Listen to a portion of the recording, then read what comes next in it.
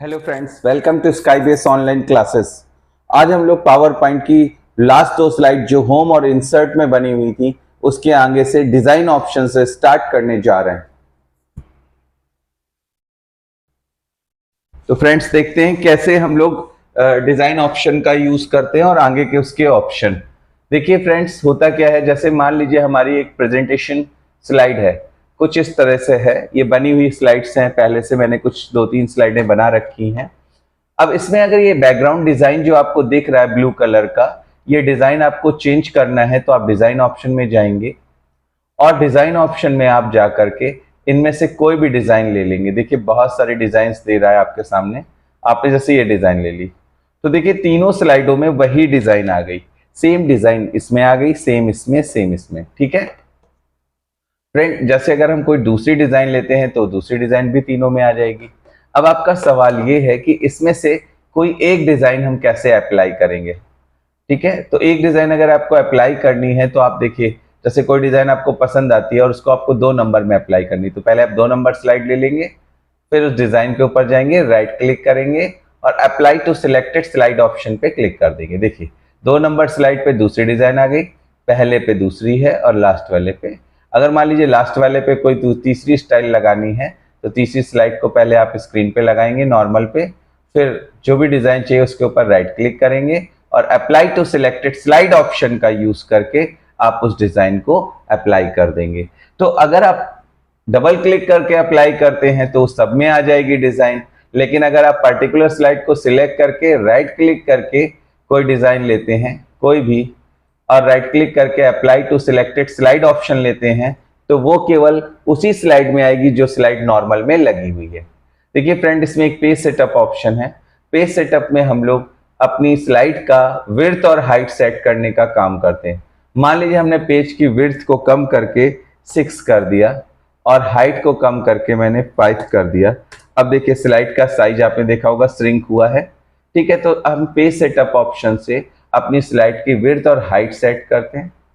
Portrait option से हम इसको वर्टिकल व्यू करेंगे, कैसे ये वर्टिकल व्यू आएगा। और अगर हम इसी पेज सेटअप ऑप्शन में लैंडस्केप पे क्लिक करेंगे तो ये हॉरिजॉन्टल व्यू हमारे सामने आएगा। अगर कुछ डिस्टर्ब लगता है तो हम उसको ठीक भी कर सकते हैं। देखिए स्लाइड ओरिएंटेशन में भी वही ऑप्शन अलग से दिया है, पोर्ट्रेट, वर्टिकल एंड लैंडस्केप यानी हॉरिजॉन्टल। ठीक है फ्रेंड, आगे बढ़ते हैं। जैसा कि स्लाइड में आप डिजाइन देख रहे हैं, आप डिजाइन यही रखना चाहते हैं पर डिजाइन का कलर बदलना चाहते हैं तो आप कलर पे जाइएगा और जो भी कलर स्टाइल आपको अच्छी लगे ले लीजिएगा। देखिए डिजाइन वही है पर कलर स्कीम चेंज हो चुकी है।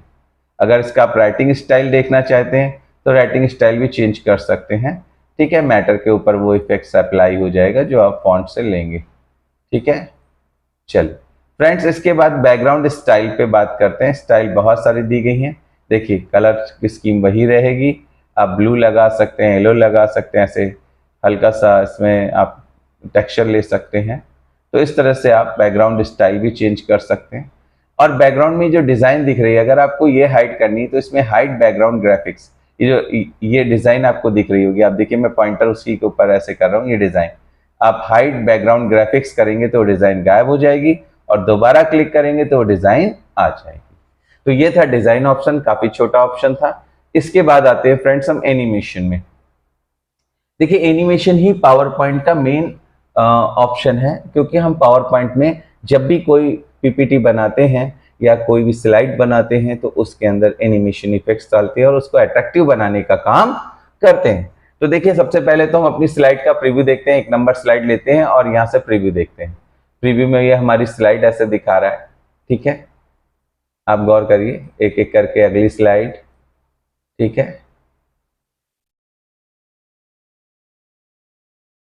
इसको देखना है प्रीव्यू तो आप देखिए इसका प्रीव्यू देख सकते हैं।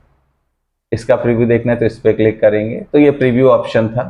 अब देखिए इस मैटर को सिलेक्ट करके अगर मुझे इसमें इफेक्ट डालना है तो मैं क्या करूंगा, इस मैटर को मैं सिलेक्ट करूंगा और कस्टम एनिमेशन ऑप्शन में जाऊंगा। कस्टम एनिमेशन के अंदर मैं जाऊंगा, जाने के बाद ऐड इफेक्ट ऑप्शन मिलेंगे मुझे। ऐड इफेक्ट ऑप्शन से देखिए कई सारे इफेक्ट होते हैं, एक एंट्रेंस नाम से, एक एम्फेसिस, एक एग्जिट, एक मोशन पाथ। मैं सब में से थोड़े थोड़े बता देता हूँ। जैसे मैंने बाउंस लगाया, देखिए मैटर ऐसे गिरा और उछला, ये बाउंस इफेक्ट है। तो ये इफेक्ट आपको डाल के ही चेक करने पड़ेंगे कि किस में कौन सा इफेक्ट है। जैसे एक्सपैंड ऐसे बढ़ता हुआ आएगा, देखिए एक्सपैंड हो रहा है जैसे।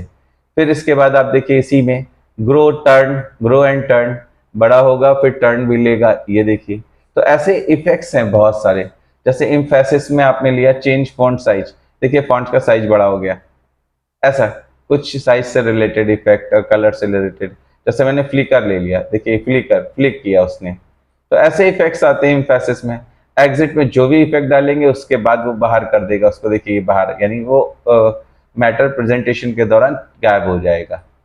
ठीक है, देखिए फ्लाई आउट, ये गया गायब हो गया। जब ये प्रेजेंटेशन रुकेगा तो मैटर फिर से वापस आ जाएगा। तो ये इफेक्ट है। जैसे मोशन पाथ है, अब मान लीजिए आपको ये मिस्टर रितेश जो है इनको यहां से चला कर ऊपर ले जाना है, या मान लेते हैं मैं यहाँ पे कोई कार डालता हूँ इंसर्ट पिक्चर ऑप्शन से, क्लिप आर्ट से। मान लीजिए मैं यहाँ पे एक स्पोर्ट डाल करके मैं एक कोई कार ले लेता हूँ। जैसे मैंने ये कार उठाई और मैंने कार को यहाँ रखा। इसके बाद देखिएगा, अगर मुझे ये कार चलानी है, मतलब मैं चाहता हूँ ये कार इस बॉक्स के अंदर ड्रैग करे, मतलब चले, तो मैं क्या करूंगा, इस पिक्चर को रखा मैंने, एंड देन आफ्टर मैं मोशन पाथ में इस पिक्चर को सिलेक्ट कर रखा है, मोशन पाथ में जाऊंगा। अब मुझे राइट चलानी है, लेफ्ट लेफ्ट मैंने ले ली, देखिए कार चली, आपको दिखी। तो ये मोशन पाथ का मतलब होता है कि किस मोशन, किस डायरेक्शन में वो इमेज मोशन करे। जैसे मैंने ये करी, अब मैं प्ले करूंगा तो आपको देखिए कार चलती हुई नजर आएगी। अभी ये देखिए पहले कुछ पुराने इफेक्ट कुछ पड़े हुए हैं, एंड देन आफ्टर एक एक करके इफेक्ट दिखा रहा है। आपके कार वाला इफेक्ट भी आएगा, धीरे से देखते रहिएगा। ये देखिए कार चली। तो आप ऐसा इफेक्ट मोशन में भी डाल सकते हैं। अब जरूरी नहीं कि आप सीधे ही चलाएं उसको, देखिए आपके पास बहुत सारे शेप्स हैं, आप उस डायरेक्शन में कार को घुमा सकते हैं किसी भी चीज को, पर कोशिश करिएगा कि जैसा इमेज है उसी ढंग से मोशन पार्ट डालिएगा ताकि वो अट्रैक्टिव लगे। जैसे मैं खुद का भी ड्रॉ कर सकता हूँ। जैसे मैंने लाइन ली, अब मैंने एक लाइन यहाँ ड्रा करी, फिर ये देखिए ये नीचे आ गई। तो मैं किसी भी डायरेक्शन में इसको मोशन पाथ दे सकता हूँ और डायरेक्शन में ये इमेज मोशन करेगी। तो ये इफेक्ट्स थे मैंने जो आपको बताया। अगर आप इफेक्ट्स हटाना चाहते हैं तो आप सिलेक्ट करके इनको रिमूव भी कर सकते हैं। देखिए ऊपर रिमूव का ऑप्शन आ रहा है, एक एक करके मैं देखिए सारे रिमूव कर सकता हूँ, देख रहे हैं जैसा कि आप। ठीक है, तो ये आपने एनिमेशन ऑप्शन से, कस्टम एनिमेशन से इस पिक्चर पे इफेक्ट डालना सीखा। फिर आता है स्लाइड ट्रांजिशन। ट्रांजिशन इफेक्ट का मतलब स्लाइड कैसे प्रेजेंट हो, कैसे आपके सामने पहली बार प्रेजेंट होकर आए। जैसे फॉर एग्जाम्पल मैंने ये डाल दिया क्रॉल, देखिए ये इफेक्ट, जैसे मैंने ये डाल दिया कि ऐसे खुले, देखिए अब वैसे ही खुल रही है। फास्ट लगा, मैंने इसको थोड़ा स्लो कर दिया, ये देखिए। अगर मैं यहाँ से मान लेता हूँ कि मैं ये वाला लेता हूँ, देखिए ऐसे जूम करके जाती है, और मैं दिखाता हूँ आपको ये वाला इफेक्ट, देखिए।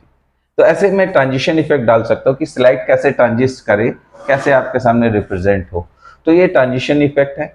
साथ में मैं साउंड भी डाल सकता हूँ, जैसे मैंने इसमें साउंड इफेक्ट डाला, मान लीजिए मैंने ये चाइम इफेक्ट डाल दिया। मैं थोड़ा साउंड बढ़ा देता हूँ ताकि आप इफेक्ट सुन सकें। ये देखिए, अब मैं जब इसको कोई इफेक्ट दूंगा,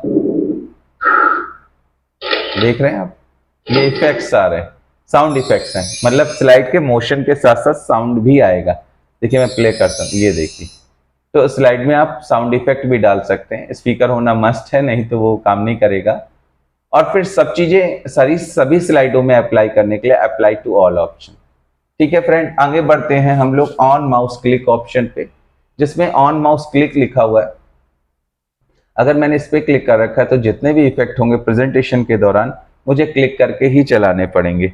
अगर मैं क्लिक करूंगा तभी वो चलेंगे आगे। जैसे मैंने फिर से क्लिक किया, फिर आगे बढ़े, फिर मैंने क्लिक किया, फिर आगे बढ़े। लेकिन अगर फ्रेंड मैं ऑटोमेटिक लगा देता हूँ, माउस क्लिक हटा देता हूँ और टाइम सेट कर देता हूँ 5 सेकेंड, ध्यान दीजिएगा 5 सेकेंड, और अप्लाई टू ऑल कर देता हूँ। इसके बाद जब मैं प्रेजेंटेशन दूंगा तो ये अपने आप चलता हुआ नजर आएगा, मैं कुछ नहीं करूंगा, मैं बिल्कुल, मैंने माउस भी नहीं टच करना है, वो अपने आप ही सारे इफेक्ट्स 5-5 सेकेंड के डिफरेंस में आपके सामने आते जाएंगे। तो आप ऑटोमेटिक भी लगा सकते हैं और मैनुअल ऑप्शन भी आप ले सकते हैं। तो फ्रेंड ये आपका, जैसे आपने इसमें ऑटोमेटिक और मैनुअल यूज किया, इसके बाद आप आते हैं स्लाइड शो में। स्लाइड शो के अंदर आपके पास ऑप्शन है फ्रॉम बिगिनिंग, यानी आपको किसी भी स्लाइड से प्रेजेंटेशन स्टार्ट करना है, आप उसको ले लेंगे और जैसे ही फ्रॉम बिगिनिंग करेंगे उसी स्लाइड से आपका प्रेजेंटेशन स्टार्ट हो जाएगा। देखिए, ठीक है, मैंने अभी पहली स्लाइड से स्टार्ट हो रहा है। क्यों स्टार्ट हो रहा है? क्योंकि मैंने लिया 3 नंबर था, लेकिन फ्रॉम बिगिनिंग किया। बिगिनिंग मतलब शुरुआत से। अच्छा, अगर मैं जिस स्लाइड को सिलेक्ट करता हूं वहीं से स्टार्ट करना है, थोड़ा सा गलत बोल गया था, तो मैं फ्रॉम करंट स्लाइड ऑप्शन का यूज करूंगा। देखिए, जहां से मैंने सिलेक्ट किया उसी स्लाइड से स्टार्ट हुआ ये चलना, ये देखिए, ठीक है। तो फ्रेंड, अगर हम फ्रॉम बिगिनिंग लेते हैं तो कर्सर किसी भी स्लाइड में हो, शुरुआत से ही प्रेजेंटेशन होगा। फ्रॉम करंट स्लाइड लेते हैं तो जिस स्लाइड को हमने सिलेक्ट कर रखा है, फ्रॉम करंट स्लाइड क्लिक करते ही प्रेजेंटेशन भी वहीं से शुरू होगा। तो फ्रेंड, इसके आगे बढ़ते हैं हम लोग। इसके बाद आता है कस्टम स्लाइड शो। देखिए, कस्टम स्लाइड शो का मतलब होता है जैसे हमारे पास 100 स्लाइड्स हैं, पर 100 मुझे कहीं प्रेजेंट नहीं करनी, मुझे पहली प्रेजेंट करनी है, फिर 5वीं प्रेजेंट करनी है, यानी बीच बीच की स्लाइड। जैसे फॉर एग्जांपल यहाँ पे 3 स्लाइडें हैं, अब मुझे पहली और तीसरी प्रेजेंट करनी, तो अब दूसरी भी आएगी बीच में। तो ऑप्शन ये है कि मैं कस्टम स्लाइड शो में जाऊंगा, कस्टम शो पे क्लिक करूंगा, एंड देन आफ्टर जैसे ही न्यू ऑप्शन पे क्लिक करूंगा वो मुझसे नाम पूछेगा। मैंने अपना ही दे दिया, फॉर एग्जांपल मैंने रितेश नाम दे दिया। इसके बाद मैं यहाँ से पहली स्लाइड लेता हूँ, ऐड करा देता हूँ, और लास्ट स्लाइड लेता हूँ और फिर से ऐड करा देता हूँ। और जैसे मैं इसको ओके करूंगा और इसके बाद मैं इसको शो कराऊंगा, तो जब मैं शो कराऊंगा तो पहली स्लाइड प्रेजेंट होगी। ये देखिए, पहली स्लाइड आई फ्रेंड। जब पहली स्लाइड खत्म होगी, अब वो तो 5 सेकंड अप्लाई, तो हर 5 सेकंड में वो ऑटोमेटिक चल रही, मैं कुछ कर नहीं रहा हूं उसमें। अगर मैं ऑटोमेटिक हटाता तो ही मैं माउस से क्लिक करके इसको प्ले कर सकता था। जब ये पूरी चल जाएगी तभी वो लास्ट वाली स्लाइड आएगी, बीच की स्लाइड प्रेजेंट नहीं करेगा। देखिए,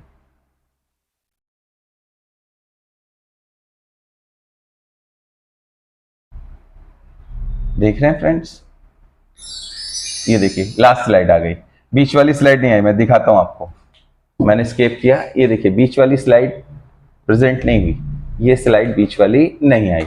तो यानी आप कस्टम शो में सारी स्लाइड्स में से कुछ स्लाइडें सिलेक्ट करके उनका एक नाम दे सकते हैं, और जब आप उस नाम को प्रेजेंट करेंगे तो उस नाम के अंदर जितनी भी स्लाइडें आपने ग्रुप में ली थी उतनी ही प्रेजेंट होंगी, ठीक है। देन आफ्टर फ्रेंड, मैं हाइड स्लाइड की बात करूं तो जो स्लाइड मुझे हिडन करनी है उसको मैं सिलेक्ट कर लूंगा। जैसे मैं बीच वाली को नहीं प्रेजेंट करना चाहता हूं, मैं हाइड कर सकता हूं, तो पहली और तीसरी प्रेजेंट होगी। तीसरी भी हाइड कर दूंगा तो सिर्फ पहली प्रेजेंट होगी। यानी जिस स्लाइड को आपको हाइड करना है आप हाइड कर सकते हैं। इसके बाद आता है रिकॉर्ड नरेशन। रिकॉर्ड नरेशन का सेंस होता है जिसमें मैं अपनी साउंड रिकॉर्ड कर सकूं। मैं चाहता हूं कि मैं स्लाइड के अंदर मैं अपनी साउंड रिकॉर्ड करूं, तो इसके लिए मैं रिकॉर्ड नरेशन ऑप्शन का यूज करूंगा। और जैसे मैं इसको ओके करूंगा, देखिए प्रेजेंटेशन मेरे सामने शुरू होगा। करेंट स्लाइड मैंने लिया, अब देखिए मैं इसके साथ साथ बोलता जाऊंगा, स्पिरिचुअल होता जाऊंगा और मेरी सारी रिकॉर्डिंग होती जाएगी। जैसे मैंने इसमें इफेक्ट मैंने बोला, this picture is belongs to the computer institution, and then after introduction to Skybase computer institute, and then after about to Skybase, and then after we will click that and finish my slide. मैंने ये सब किया। अब मैं escape दबाऊंगा, जैसे escape दबाऊंगा वो बोलेगा आपकी जो साउंड है आप उसको सेव करा सकते हैं। मैंने कहा यस। जैसे मैंने सेव कराया, ठीक है, अब जब भी मैं प्रेजेंट करूंगा स्लाइड नंबर 2 और फ्रॉम करंट स्लाइड, देखिएगा मेरी साउंड भी आएगी साथ में। अब देखिए मैं इसके साथ साथ बोलता जाऊंगा, आ रही मेरी साउंड जाऊंगा और मेरी सारी रिकॉर्डिंग होती जाएगी। जैसे मैंने इसमें इफेक्ट मैंने बोला, this picture is belongs to the computer institution, and then after, ठीक है। देखिए फ्रेंड्स, मतलब ये जो नरेशन था, रिकॉर्ड नरेशन, इसको ऑन करने के बाद आप जब प्रेजेंटेशन दे रहे होंगे तो जो भी आप स्पिरिचुअल होंगे वो सारा रिकॉर्ड होता जाएगा। Is a better option because now to firstly you will make your slide and then after record your sound. अगर आप अपनी साउंड रिकॉर्ड कर देते हैं तो प्रेजेंटेशन के साथ आपको बोलने की जरूरत नहीं है, जो आपने साउंड में बोला होगा वो प्रेजेंटेशन के साथ साउंड भी आता जाएगा। इसके बाद आते हैं रिहर्स टाइमिंग। रिहर्स टाइमिंग का मतलब हम स्लाइड की टाइमिंग कैलकुलेट करना चाहते हैं।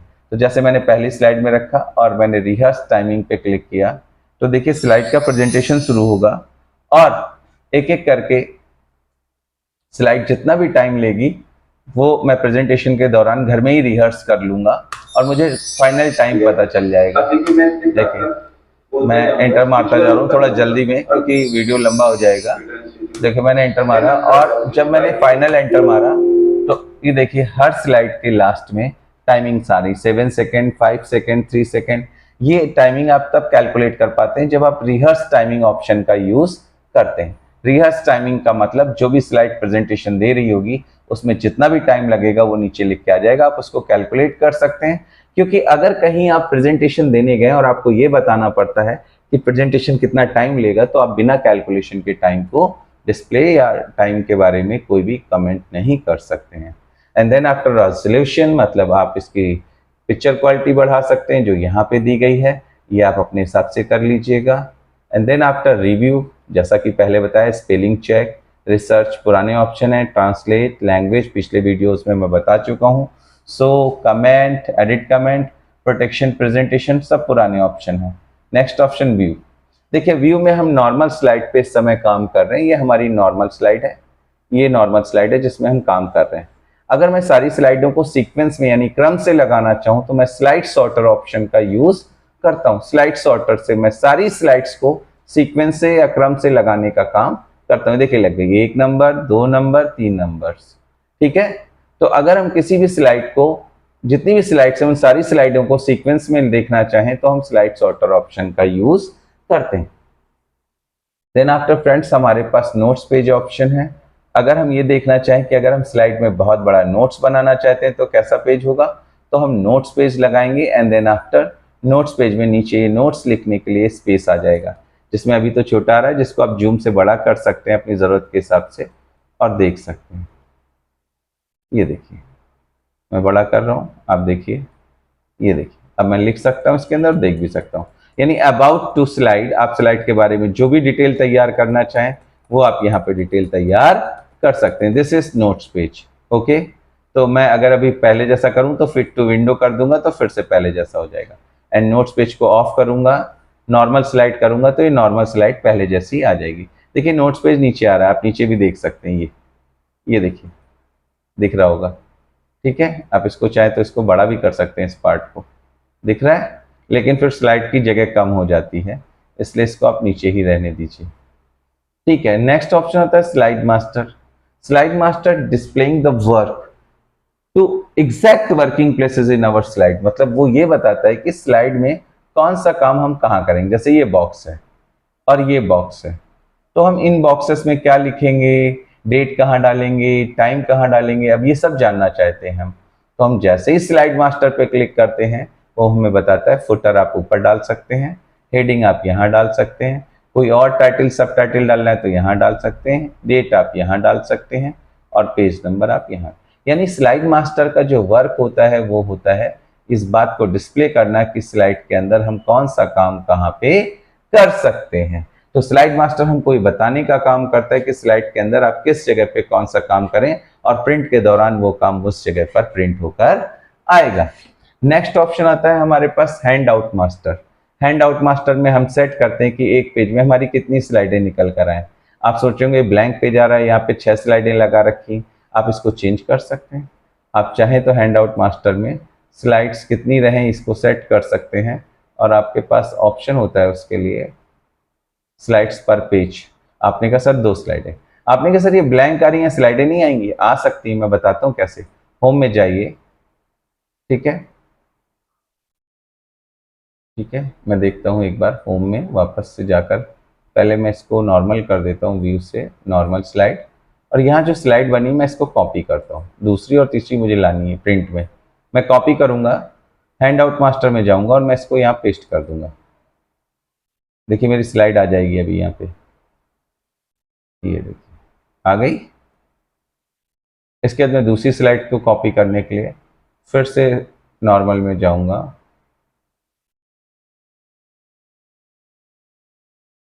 और मैं फिर से दूसरी स्लाइड कॉपी कर लूँगा, क्लिक करूँगा, right click and then after copy, और फिर से मैं व्यू में जाऊँगा और हैंड आउट मास्टर पे क्लिक करूँगा और इसको भी यहाँ पेस्ट कर लूँगा। पेस्ट कर लिया। अब मैं इसको थोड़ा सेट कर लूँगा इसमें ऐसे,